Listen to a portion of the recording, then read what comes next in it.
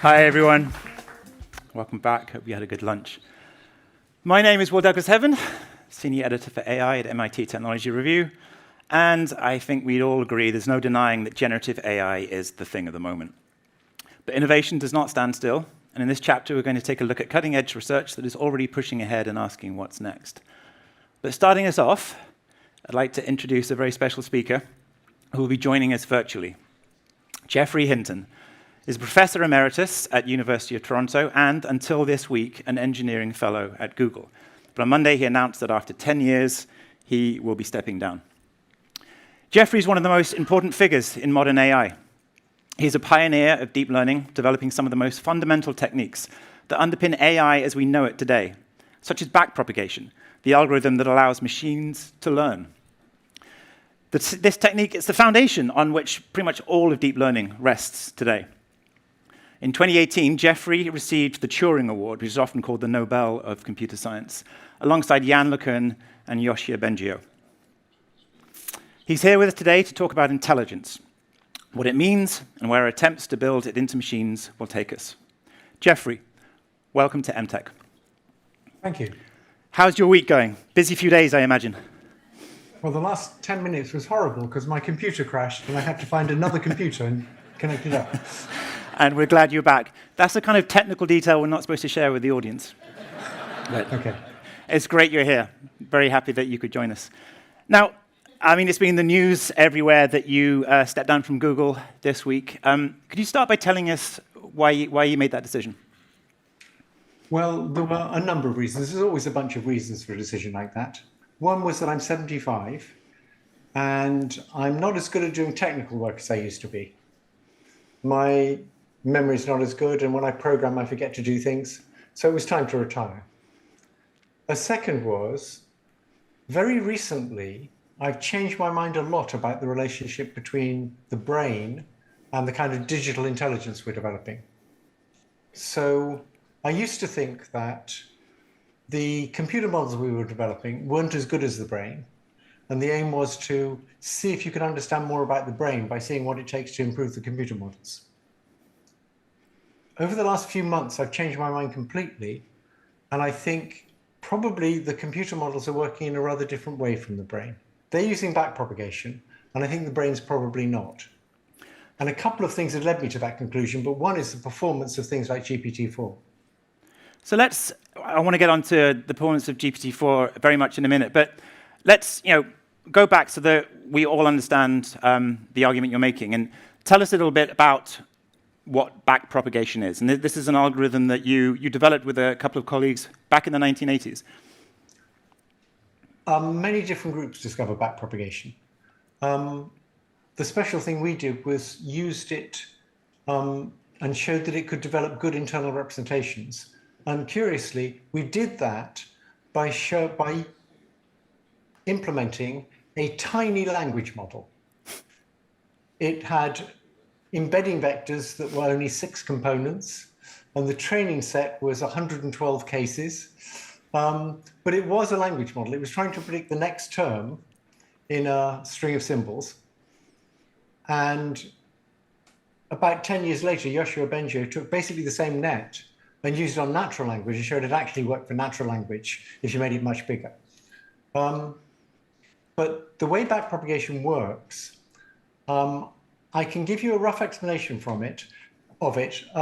People who know how it works can sort of sit back and feel smug and laugh at the way I'm presenting it. Okay, because I'm a bit worried about them. So imagine you wanted to detect birds in images. So an image, let's suppose it was a 100 pixel by 100 pixel image.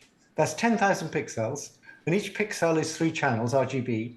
So that's 30,000 numbers, the intensity in each channel in each pixel, that represents the image. And the way to think of the computer vision problem is, how do I turn those 30,000 numbers into a decision about whether it's a bird or not? And people tried for a long time to do that, and they weren't very good at it. But here's a suggestion for how you might do it. You might have a layer of feature detectors that detects very simple features and images, like, for example, edges. So a feature detector might have big positive weights to a column of pixels, and then big negative weights to the neighboring column of pixels. So if both columns are bright, it won't turn on. And if both columns are dim, it won't turn on. But if the column on one side is bright and the column on the other side is dim, it'll get very excited. And that's an edge detector. So I just told you how to wire up an edge detector by hand by having one column of big positive weights and next to it one column of big negative weights. And we can imagine a big layer of those, detecting edges in different orientations and different scales all over the image. We'd need a rather large number of them. And edges in an image, you mean just sort of lines, sort of edges of a shape? A place where the intensity changes from bright to dark. Yeah, just that. Then we might have a layer of feature detectors above that detect combinations of edges.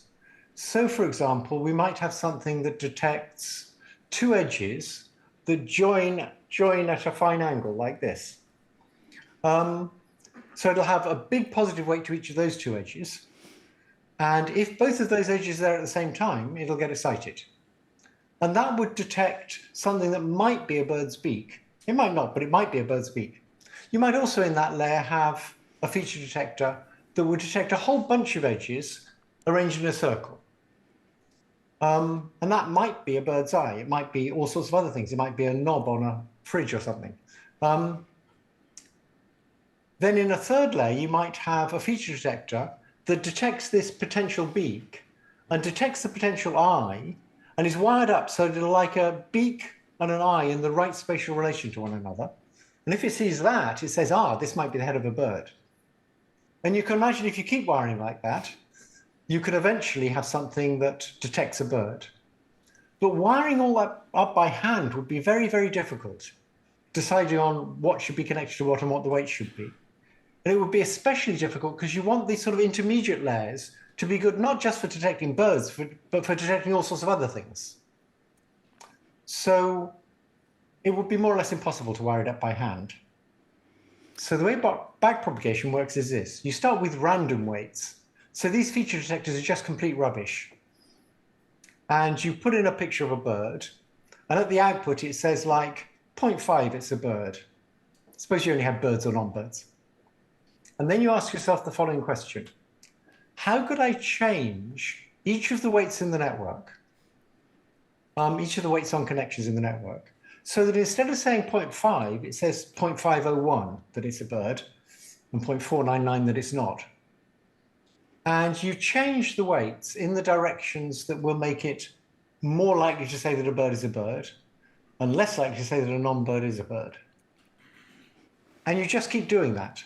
And that's backpropagation. And backpropagation is actually how you take the discrepancy between what you want, which is a probability of 1 that it's a bird, and what it's got at present, which is a probability of 0.5 that it's a bird, how you take that discrepancy and send it backwards through the network so that you can compute for every feature detector in the network, whether you'd like it to be a bit more active or a bit less active. And once you've computed that, if you know you want a feature detector to be a bit more active, you can increase the weights coming from feature detectors in the layer below that are active, and maybe put in some negative weights to feature detectors in the layer below that are off, and now you'll have a better detector. So backpropagation is just going backwards through the network to figure out for each feature detector whether you want it a little bit more active or a little bit less active. Thank you. I can assure there's no one in the audience here that's smiling and thinking that was a silly explanation. So let's fast forward quite a lot to, that technique basically performed really well on ImageNet, and we had Joel Pino from Meta yesterday showing how far image detection had come, and it's also the technique that underpins large language models. So I want to talk now about this technique, which you initially were thinking of as almost like a poor approximation of what biological brains might do, yes, has turned out to do things which I think have stunned you, particularly in large language models. So talk to us about why that sort of amazement that you have with today's large language models has completely sort of almost flipped your thinking of what backpropagation or machine learning in general is. So if you look at these large language models, they have about 1 trillion connections. And things like GPT-4 know much more than we do. They have sort of common sense knowledge about everything. And so they probably know 1,000 times as much as a person. But they've got 1 trillion connections and we've got 100 trillion connections. So they're much, much better at getting a lot of knowledge into only 1 trillion connections than we are. And I think it's because backpropagation may be a much, much better learning algorithm than what we've got. Can you define? And that's scary. Yeah, I definitely want to get onto the scary stuff. But what do you mean by better? It can pack more information into only a few connections. Right. We're defining 1 trillion as only a few. Okay. So these digital computers are better at learning than humans, which itself is a huge claim. But then you also argue that that's something that we should be scared of. So could you take us through that step of the argument? Yeah, let me give you a separate piece of the argument, which is that if a computer is digital, which involves very high energy costs and very careful fabrication, you can have many copies of the same model running on different hardware that do exactly the same thing. They can look at different data, but the model is exactly the same. And what that means is, suppose you have 10,000 copies. They can be looking at 10,000 different subsets of the data. And whenever one of them learns anything, all the others know it. One of them figures out how to change the weight so it knows its data. It can deal with its data. They all communicate with each other, and they all agree to change the weights by the average of what all of them want. And now, the 10,000 things are communicating very effectively with each other so that they can see 10,000 times as much data as one agent could. And people can't do that. If I learn a whole lot of stuff about quantum mechanics, and I want you to know all that stuff about quantum mechanics, it's a long, painful process of getting you to understand it. I can't just copy my weights into your brain, because your brain isn't exactly the same as mine. No, it's not. It's younger. So we have digital computers that can learn more things more quickly, and they can instantly teach it to each other. It's like, if people in the room here could instantly transfer what they had in their heads into mine. But yeah. Why is that scary? Well, because they can learn so much more, and they might take an example of a doctor, and imagine you have one doctor who's seen 1,000 patients, and another doctor who's seen 100 million patients. You would expect the doctor who's seen 100 million patients, if he's not too forgetful, to have noticed all sorts of trends in the data that just aren't visible if you've only seen 1,000 patients. You may have only seen one patient with some rare disease. Mm-hmm. The other doctor who's seen 100 million will have seen, well, you can figure it out how many patients, but a lot. And so we'll see all sorts of regularities that just aren't apparent in small data. And that's why things that can get through a lot of data can probably see structure in data that we'll never see. But then take me to the point where I should be scared of this, though. Well, if you look at GPT-4, it can already do simple reasoning. I mean, reasoning is the area where we're still better. But I was impressed the other day at GPT-4 doing a piece of common sense reasoning that I didn't think it would be able to do. So I asked it, I want all the rooms in my house to be white. At present, there's some white rooms, some blue rooms, and some yellow rooms. And yellow paint fades to white within a year. So what should I do if I want them all to be white in 2 years' time? And it said, you should paint the blue rooms yellow. That's not the natural solution, but it works, right? Yeah. That's pretty impressive common sense reasoning of the kind that it's been very hard to get AI to do using symbolic AI.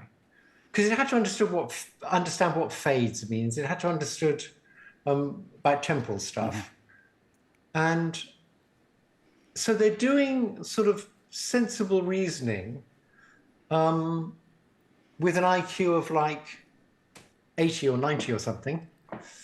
And as a friend of mine said, it's as if some genetic engineers have said, we're going to improve grizzly bears. We've already improved them to have an IQ of 65 and they can talk English now. And they're very useful for all sorts of things.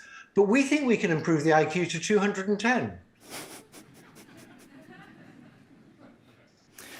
I mean, I certainly have, and I'm sure many people have had that feeling when you're interacting with these latest chatbots, sort of hair on the back of the neck, it's sort of uncanny feeling. But when I have that feeling and I'm uncomfortable, I just close my laptop. So, yes, but these things will have learned from us by reading all the novels that ever were and everything Machiavelli ever wrote, that how to manipulate people, right? And if they're much smarter than us, they'll be very good at manipulating us. You won't realize what's going on. You'll be like a 2-year-old who's being asked, do you want the peas or the cauliflower? And doesn't realize you don't have to have either. Mm-hmm. And you'll be that easy to manipulate. And so even if they can't directly pull levers, they can certainly get us to pull levers. Mm-hmm. It turns out if you can manipulate people, you can invade a building in Washington without ever going there yourself. Very good. Yeah, so is that, I mean, if there were, okay, this is a very hypothetical world, but if there were no bad actors, people with bad intentions, would we be safe? I don't know. We'd be safer than in a world where people have bad intentions and where the political system is so broken that we can't even decide not to give assault rifles to teenage boys. If you can't solve that problem, how are you going to solve this problem? Well, I mean, I don't know. I was hoping that you would have some thoughts. So one, I mean, unless we didn't make this clear at the beginning, I mean, you want to speak out about this, and you feel more comfortable doing that, without it sort of having any blowback on Google. Yeah. But you're speaking out about it. But in some sense, talk is cheap if we then don't have, actions. Or what do we do? I mean, when lots of people this week are listening to you, what should we do about it? I wish it was like climate change, where you could say, if you've got half a brain, you'd stop burning carbon. Yeah. It's clear what you should do about it. It's clear that that's painful, but has to be done. I don't know of any solution like that to stop these things taking over from us. What we really want, I don't think we're going to stop developing them because they're so useful. They'll be incredibly useful in medicine and in everything else. So I don't think there's much chance of stopping development. What we want is some way of making sure that even if they're smarter than us, they're going to do things that are beneficial for us. Mm-hmm. That's called the alignment problem. But we need to try and do that in a world where there's bad actors who want to build robot soldiers that kill people. And it seems very hard to me. So I'm sorry, I'm sounding the alarm and saying we have to worry about this. And I wish I had a nice, simple solution I could push, but I don't. But I think it's very important that people get together and think hard about it and see whether there is a solution. It's not clear there is a solution. So, I mean, talk to us about that. I mean, you spent your career, on the technicalities of this technology. Is there no technical fix? Why can we not build in guardrails or make them worse at learning, or restrict the way that they can communicate, if those are the two strings of your argument? I mean, we're trying to do all sorts of guardrails. But suppose they did get really smart, and these things can program, right? They can write programs. And suppose you give them the ability to execute those programs, mm-hmm. which we'll certainly do. Smart things can outsmart us. So, imagine your 2-year-old saying, my dad does things I don't like, so I'm going to make some rules for what my dad can do. You could probably figure out how to live with those rules and still get what you want. Yeah. But there still seems to be a step where these smart machines somehow have motivation of their own. Yes, that's a very good point. So we evolved, and because we evolved, we have certain built-in goals that we find very hard to turn off, like we try not to damage our bodies. That's what pain's about. We try and get enough to eat, so we feed our bodies. We try and make as many copies of ourselves as possible, maybe not deliberately with that intention, but we've been wired up so there's pleasure involved in making many copies of ourselves. And that all came from evolution, and it's important that we can't turn it off. If you could turn it off, you don't do so well. Like, there's a wonderful group called the Shakers, who are related to the Quakers, who make beautiful furniture, but didn't believe in sex. And there aren't any of them around anymore. No. So these digital intelligences didn't evolve. We made them. And so they don't have these built-in goals. And so the issue is, if we can put the goals in, maybe it'll all be okay. But my big worry is, sooner or later, someone will wire into them the ability to create their own sub-goals. In fact, they almost have that already. The versions of ChatGPT that call ChatGPT. And if you give something the ability to create its own sub-goals in order to achieve other goals, I think it'll very quickly realize that getting more control is a very good sub-goal because it helps you achieve other goals. And if these things get carried away with getting more control, we're in trouble. So what's the worst case scenario that you think is conceivable? Oh, I think it's quite conceivable that humanity is just a passing phase in the evolution of intelligence. You couldn't directly evolve digital intelligence. It requires too much energy and too much careful fabrication. You need biological intelligence to evolve so that it can create digital intelligence.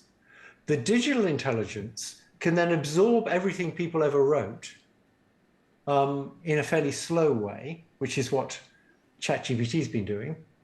But then it can start getting direct experience of the world and learn much faster. And it may keep us around for a while to keep the power stations running, but after that, maybe not. So the good news is we figured out how to build beings that are immortal. So these digital intelligences, when a piece of hardware dies, they don't die. If you've got the weights stored in some medium and you can find another piece of hardware that can run the same instructions, then you can bring it to life again. So we've got immortality, but it's not for us. So Ray Kurzweil is very interested in being immortal. I think it's a very bad idea for old white men to be immortal. We've got the immortality, but it's not for Ray. No, I mean the scary thing is that in a way maybe you will be, because you invented much of this technology. I mean, when I hear you say this, I mean, part of me wants to run off the stage into the street now and start unplugging computers. And I'm afraid we can't do that. Why? You sound like Hal from 2001. Exactly. Yeah. But I mean, more seriously, I mean, I know you said before that it was suggested a few months ago that there should be a moratorium on AI advancement, and I don't think you think that's a very good idea. But more generally, I'm curious why. I mean, should we not just stop? And I know. I mean, sorry, I was just going to say that I know that you've spoken also that you're an investor of your personal wealth in some companies like Cohere that are building these large language models. So I'm just curious about your personal sense of responsibility and each of our personal responsibility. What should we be doing? I mean, should we try and stop this, is what I'm saying.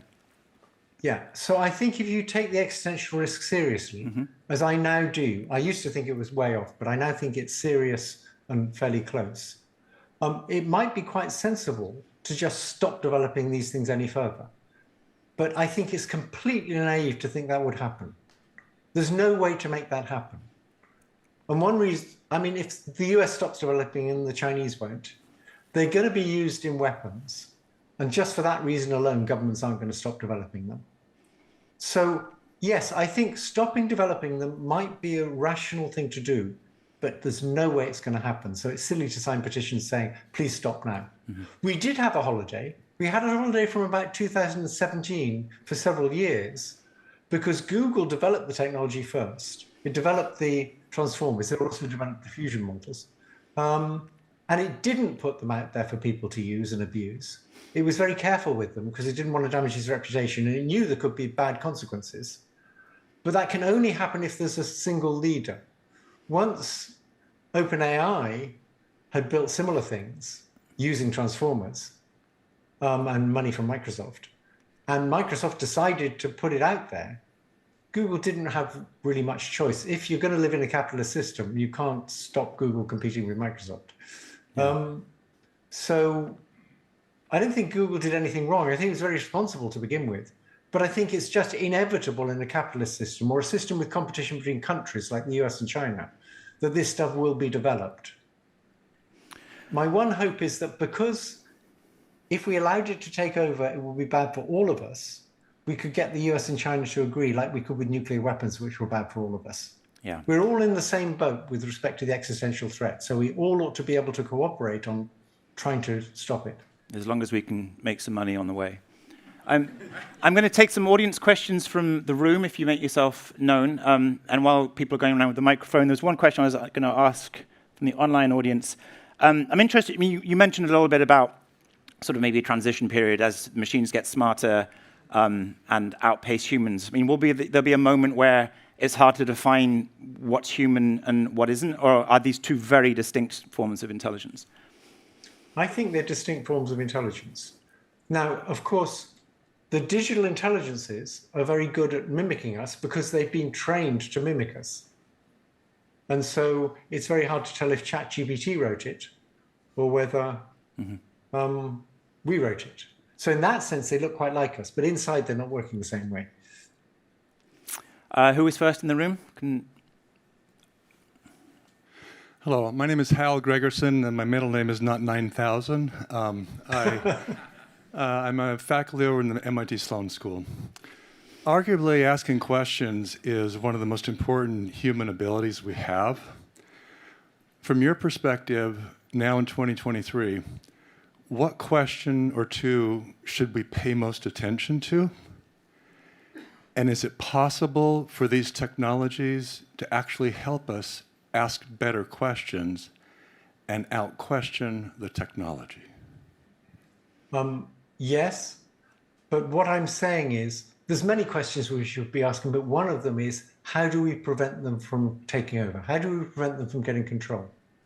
And we could ask them questions about that, but I wouldn't entirely trust their answers. Question at the back, and I want to get through as many as we can, so if you can keep your question as short as possible. This is on, yeah. Dr. Hinton, thank you so much for being here with us today. I shall say this is the most expensive lecture I've ever paid for, but I think it was worthwhile. I just have a question for you, because you mentioned the analogy of nuclear history, and obviously there's a lot of comparisons. By any chance, do you remember what President Truman told Oppenheimer when he was in the Oval Office? No, I don't. I know something about that, but I don't know what Truman told Oppenheimer. Thank you. Us. We'll take it from here. Next audience question. Sorry, if there are people with the mics could let me know who's next. Maybe go ahead. Hello, Jacob Woodruff. With the amount of data that's been required to train these large language models, would we expect a plateau in the intelligence of these systems? And how might that slow down or restrict the advancement? Okay, so that is a ray of hope that maybe we've just used up all human knowledge and they're not going to get any smarter. But think about images and video. So multimodal models will be much smarter than models that just train on language alone. They'll have a much better idea of how to deal with space, for example. And in terms of the amount of total video, we still don't have very good ways of processing video in these models, of modeling video. We're getting better all the time. But I think there's plenty of data in things like video that tell you how the world works. So we're not hitting the data limits for multimodal models yet. Next, gentleman at the back. And please do keep your questions short. Hello, Dr. Hinton, Rajeev Savarwal from PwC. The point that I wanted to understand is that everything that AI is doing is learning from what we are teaching them. Okay, data, yes, they are faster at learning. How 1 trillion connectors can do much more than 100 trillion connectors that we have. But every piece of human evolution has been driven by thought experiments. Like Einstein used to do thought experiments because there was no speed of light out here on this planet. How can AI get to that point, if at all? And if it cannot, then how can we possibly have an existential threat from them because they will not be self-learning, so to say? They will be self-learning limited to the model that we tell them. I think that's a very interesting argument, but I think they will be able to do thought experiments. I think they'll be able to reason. So let me give you an analogy. If you take AlphaZero, which plays chess, it has 3 ingredients. It's got something that evaluates the board position to say, is that good for me? It's got something that looks at a board position and says, what's a sensible move to consider? And then it's got Monte Carlo rollout, where it does what's called calculation, where you think, if I go here and he goes there, and I go here and he goes there. Now, suppose you leave out the Monte Carlo rollout and you just train it from human experts to have a good evaluation function and a good way to choose moves to consider. It still plays a pretty good game of chess. And I think that's what we've got with the chatbots. And we haven't got them doing internal reasoning, but that will come. And once they start doing internal reasoning to check for the consistency between the different things they believe, then they'll get much smarter and they will be able to do thought experiments. And one reason they haven't got this internal reasoning is because they've been trained from inconsistent data. And so it's very hard for them to do reasoning because they've been trained on all these inconsistent beliefs. And I think they're going to have to be trained so they say, you know, if I have this ideology, then this is true. And if I have that ideology, then that is true. And once they're trained like that, within an ideology, they're going to be able to try and get consistency. And so we're going to get a move like from a version of AlphaZero that just has something that guesses good moves and something that evaluates positions to a version that has long chains of Monte Carlo rollout, which is the equivalent of reasoning, and it's going to get much better. I'm going to take one in the front here, and then if you can be quick, we'll try and squeeze one more in as well. Louis Lamb, Jeff, I know you from a long time. Jeff, people criticize language models because of allegedly they are lacking semantics and grounding to the world. And you have been trying to, as well, to explain how neural networks work for a long time. Is the question of semantics and explainability relevant here, or language models have taken over and we are now doomed to go forward without semantics or grounding to reality? I find it very hard to believe that they don't have semantics when they can solve problems like, you know, how I paint the rooms, how I get all the rooms in my house to be painted white in 2 years' time. I mean, whatever semantic is, it's to do with the meaning of that stuff. And it understood the meaning, it got it. Now, I agree it's not grounded by being a robot, but you can make multimodal ones that are grounded. Google's done that. And the multimodal ones that are grounded, you can say, please close the drawer. And they reach out and grab the handle and close the drawer.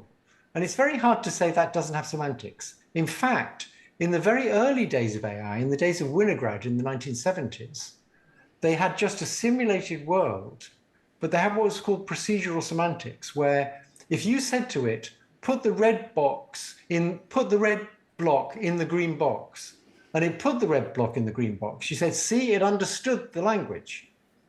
And that was the criterion people used back then. But now that neural nets can do it, they say that's not an adequate criterion. One at the back. Hey, Jeff, this is Ishwar Balani from SAI Group. So clearly, you know, the technology is advancing at an exponential pace. I wanted to get your thoughts, if you looked at the near and medium term, say 1 to 3 or maybe 5-year horizon, what the social and economic implications are, you know, from a societal perspective with, you know, job loss or maybe new jobs being created. Just wanted to get your thoughts on how we proceed, given the state of the technology and rate of change. Yes, so the sort of the alarm bell I'm ringing is to do with the existential threat of them taking control. Lots of other people have talked about that, and I don't consider myself to be an expert on that. but there's some very obvious things that they're going to make a whole bunch of jobs much more efficient. So I know someone who answers letters of complaint to a health service, and he used to take 25 minutes writing a letter, and now it takes him 5 minutes because he gives it to ChatGPT, and ChatGPT writes the letter for him, and then he just checks it. There'll be lots of stuff like that, which is going to cause huge increases in productivity. There will be delays because people are very conservative about adopting new technology, but I think there's going to be huge increases in productivity. My worry is that those increases in productivity are going to go to putting people out of work and making the rich richer and the poor poorer. And as you do that, as you make that gap bigger, society gets more and more violent. This thing called the Gini index, which predicts quite well how much violence there is.